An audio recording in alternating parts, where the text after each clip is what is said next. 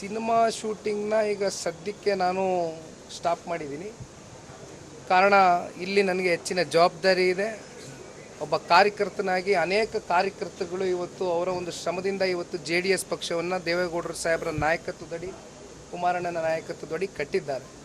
ಹಾಗಾಗಿ ನಾನು ಒಬ್ಬ ಯುವ ಕಾರ್ಯಕರ್ತನಾಗಿ ಪಕ್ಷಕ್ಕೆ ದುಡಿಬೇಕು ಅಂತಕ್ಕಂಥ ಉದ್ದೇಶದಿಂದ ಹೆಚ್ಚಾಗಿ ಸಕ್ರಿಯವಾಗಿ ಇವತ್ತು ನನ್ನ ಕಾರ್ಯಗಳಲ್ಲಿ ಪಾಲ್ಗೊಳ್ತಾ ಇದ್ದೀನಿ. ಹೇಳಿ ಕ್ಷೇತ್ರಗಳ ಹಂಚಿಕೆ ವಿಚಾರವಾಗಿ ಮಾತುಕತೆ JDSಗೆ ಎಷ್ಟು ಕ್ಷೇತ್ರ ಅಂತ ತಾವು ಕೂಡ ಸಭೆಯಲ್ಲಿ ಭಾಗವಹಿಸಿದ್ದಾರೆ. JDSಗೆ ಎಷ್ಟು ಕ್ಷೇತ್ರ ಬರಬಹುದು?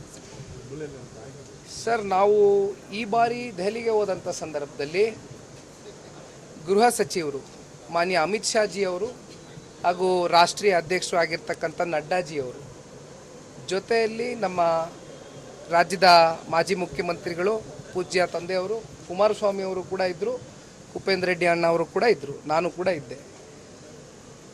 ಈ ಹಿಂದೆ ಲೋಕಸಭಾ ಚುನಾವಣೆ ಇರ್ಬೋದು, ವಿಧಾನಸಭಾ ಚುನಾವಣೆ ಇರ್ಬೋದು, ಯಾವ್ಯಾವ ರೀತಿ ನಮಗೆ ವೋಟಿಂಗ್ ಪ್ಯಾಟ್ರನ್ನು ನಡ್ಕೊಂಬಂದಿದೆ, ಯಾವ ರೀತಿ ಚುನಾವಣೆ ನಡೆದಿದೆ ಅಂತಕ್ಕಂಥದ್ರ ಬಗ್ಗೆ ಕೂಲಂಕುಷವಾಗಿ ಮಾನ್ಯ ಕುಮಾರಣ್ಣವರು ಗೃಹ ಸಚಿವರ ಹತ್ರ ಚರ್ಚೆಯನ್ನು ಮಾಡಿದ್ದಾರೆ. ನಮ್ಮಲ್ಲಾಗಲಿ ಗೃಹ ಸಚಿವರಲ್ಲಾಗಲಿ ಯಾವುದೇ ರೀತಿ ಸೀಟಿನ ವಿಚಾರವಾಗಿ, ಹಂಚಿಕೆಯ ವಿಚಾರವಾಗಿ ಇಲ್ಲಿಯವರೆಗೂ ಚರ್ಚೆ ಆಗಿಲ್ಲ. ನಮ್ಮದು ಒಂದೇ ಗುರಿ, ಒಂದೇ ಅಜೆಂಡಾ. ಮತ್ತೊಮ್ಮೆ ದೇಶದಲ್ಲಿ ಮೋದಿಜಿಯವರು ಪ್ರಧಾನಮಂತ್ರಿ ಆಗ್ತಕ್ಕಂಥದ್ರಲ್ಲಿ ಯಾವುದೇ ಸಂಶಯ ಇಲ್ಲ. ನಮ್ಮ ಕರ್ನಾಟಕ ರಾಜ್ಯದಿಂದ 28 ಕ್ಷೇತ್ರ ಗೆಲ್ಲಲಿಕ್ಕೆ ಯಾವ ರೀತಿ ನಾವು ಒಗ್ಗಟ್ಟಾಗಿ, ಯಾವುದೇ ರೀತಿ ಭಿನ್ನಾಭಿಪ್ರಾಯಗಳಿಲ್ದಿರ ಎರಡೂ ಪಕ್ಷಗಳು ಪರಸ್ಪರವಾಗಿ ತೀರ್ಮಾನ ಕೈಗೊಳ್ಳಬೇಕಾಗ್ತದೆ. ಆ ರೀತಿ ತೀರ್ಮಾನ ಕೈಗೊಳ್ತದೆ.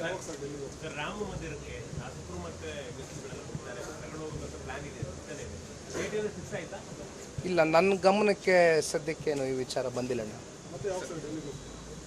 ಹೇಳ್ತೀವಣ್ಣ, ಇಷ್ಟರಲ್ಲಿ ಹೇಳ್ತೀವಿ. ಚಿಕ್ಕಬಳ್ಳಾಪುರ ಸಭೆ ನಡೀತಾ ಇದೆ ಮತ್ತು ಚಿಕ್ಕಬಳ್ಳಾಪುರ ಬಿಜೆಪಿ ಆಕಾಂಕ್ಷಿಯಾಗಿ ಸುಧಾಕರ್ ಅವರು ಡೆಲ್ಲಿಗೆ ಹೋಗಿದ್ದಾರೆ. BL ಸಂತೋಷ್ ಅವ್ರನ್ನ ಭೇಟಿಯಾಗಿದ್ದಾರೆ. ಸಹಜವಾಗಿ ಲೋಕಸಭಾ ಚುನಾವಣೆ ಬಂದಾಗ ಆಕಾಂಕ್ಷಿಗಳು ಜಾಸ್ತಿ ಇರ್ತಾರೆ. ಸೊ ಹಾಗಾಗಿ ಇವತ್ತು ವಿಶೇಷವಾಗಿ ಚಿಕ್ಕಬಳ್ಳಾಪುರ ಜಿಲ್ಲೆಗೆ ಸಂಬಂಧಪಟ್ಟಂತೆ 8 ವಿಧಾನಸಭಾ ಕ್ಷೇತ್ರದ ಎಲ್ಲ ಅಭ್ಯರ್ಥಿಗಳ ಜೊತೆ ನಾನು ಮೀಟಿಂಗ್ ಇಟ್ಕೊಂಡಿದ್ದೇನೆ. ಹಾಗಾಗಿ ಮುಂದೆ ನೋಡೋಣ ಪಕ್ಷ ಯಾವ ರೀತಿ ತೀರ್ಮಾನ ಮಾಡುತ್ತೆ. ನೀವು ದೋಸ್ತಿ ಆಗಿದ್ದೀರಾ, ನಿಮ್ಮ ದೋಸ್ತಿ ಎಂಪಿಗಳನ್ನ ಪ್ರಿಯಾಂಕ ಖರ್ಗೆ ಅಯೋಗ್ಯ ಅನ್ನುವಂಥ ಪದಗಳಿಂದ ಸಂಬೋಧನೆ ಮಾಡ್ತಿದ್ದಾರೆ. ಏನು ಕೆಲಸ ಮಾಡಿಲ್ಲ ಅವರು ಇಷ್ಟು ವರ್ಷ.